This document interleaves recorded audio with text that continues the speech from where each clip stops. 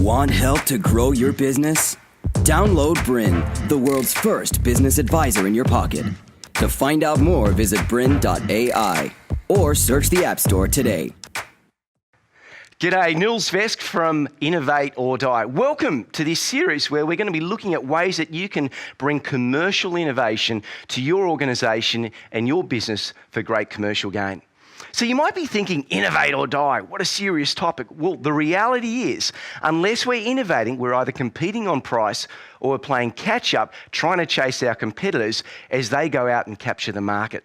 And innovation is such a crucial key element that we all need in our businesses today.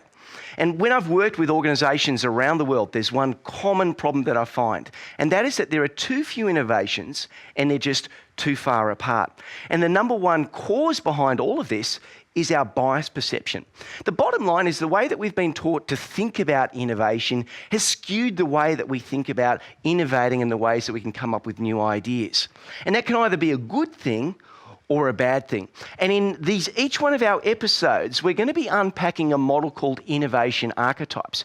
Because if we can understand the biases of the most amazing professional innovators and use their best principles, then we can use that to create great commercial gain in our own organizations. So let's quickly unpack each one of these archetypes and phases so you've got an idea of what we're going to be doing in each episode. And so we have universally 4 phases of innovation when it comes to it. We've got the investigation phase, ideation, iteration, and commercialisation. The investigation phase is all about looking for insights as to where we should be applying our thinking to generate brilliant ideas. The ideation phase is all about coming up with lots and lots of great ideas. And then this iteration phase is all about testing, piloting and prototyping our ideas so we can minimise the risk while increasing our certainty. And finally, we've got the commercialisation phase. This is all about taking our idea, building it, and then selling it to the masses so we can get a good commercial return. And each one of our episodes, we're going to unpack one of these expert archetypes so we can borrow and model them to get some great commercial results. So let's get ready to rock, innovate or die. Welcome to Innovate or Die.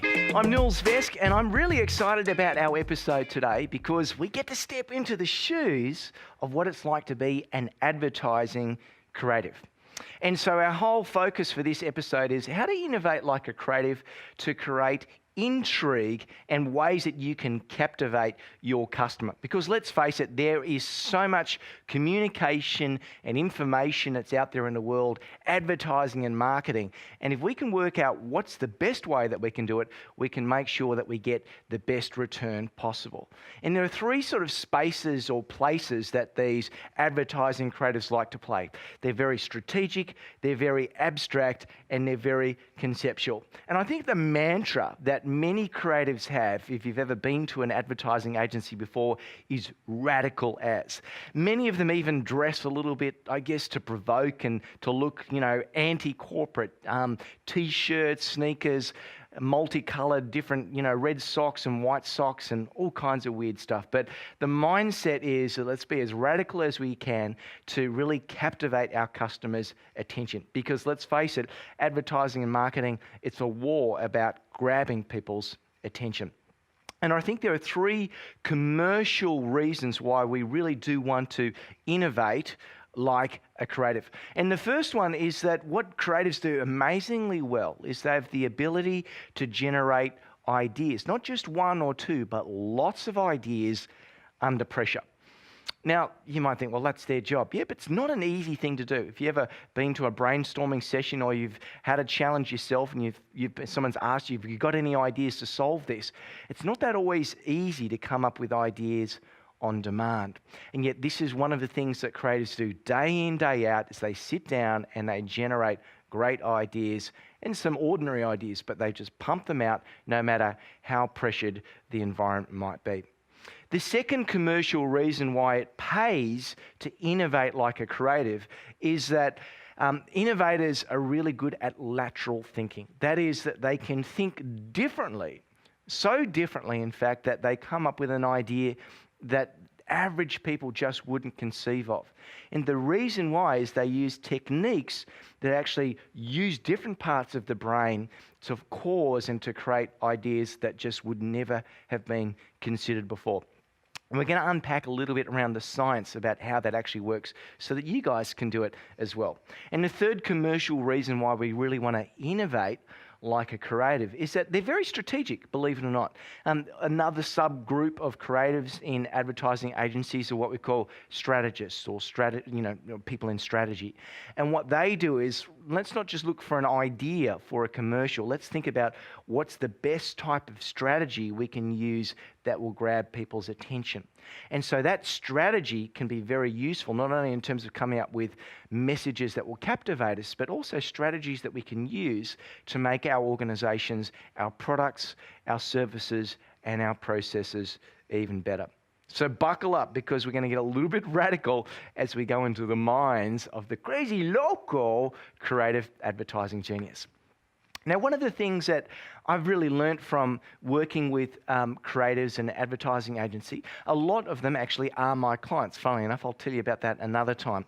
But one of the things that they're very, very clear on doing when it comes to working out their strategy is that they don't promise the world. In fact, it's much better when they actually say, let's just focus on one promise or one benefit.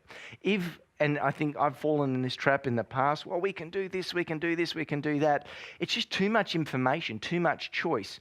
And it's really hard for clients and a customer to evaluate whether that's really possible or not. When we can get it down to one single benefit or proposition, which is some of the languaging that creatives use, it makes it much easier to work out how we can communicate effectively to captivate our customer and our clients' attention. So what would be a good example of that? I'm going to share with you an association I'm working with at the moment, which is a hang gliding association. Yep, in my spare time I jump off cliffs without a parachute just to see if we can stay up. And one of the things that we're looking at the moment is a drive to try and get more people into the sport.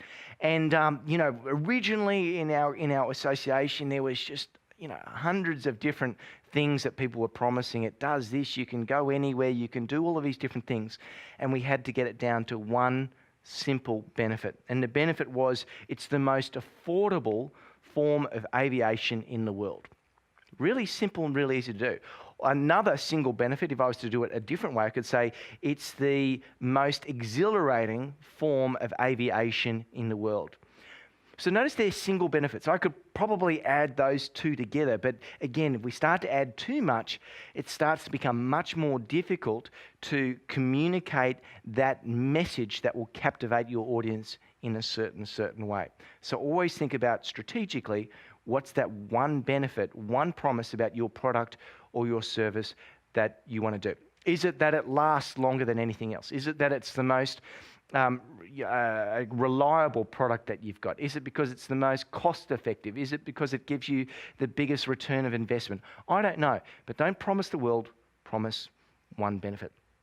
Okay, so the creative's done that. The next thing that creatives do very well is that they are very good at writing briefs. While often a professional creative might, if you're a really big organization, you'll probably have people that will write a brief and then brief the agency. So a brief is simply a way of saying, this is what we want done and this is why we're doing it.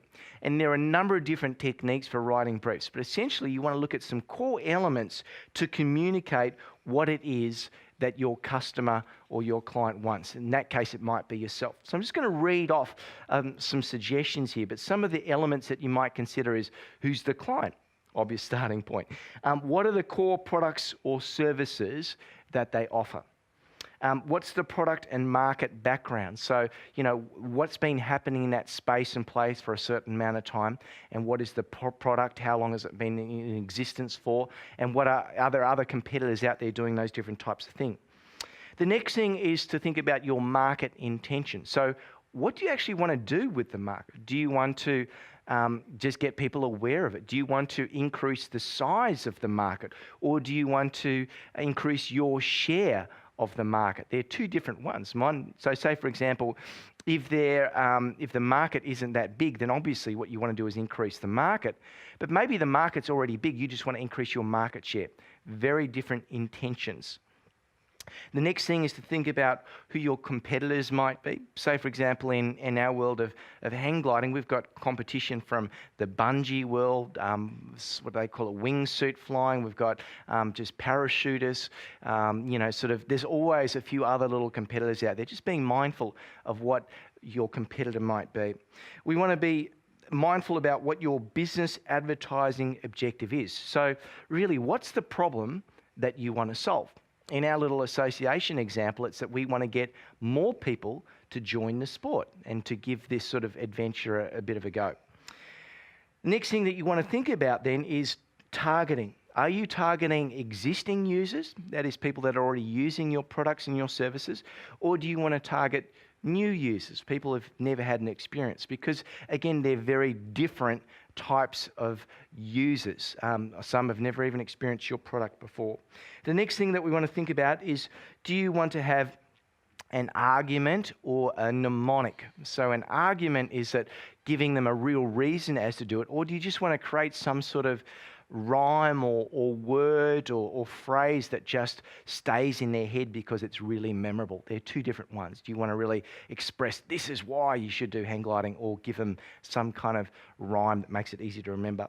The next thing is you might want to think about what type of media you might want to use. So how do you want to get your message across?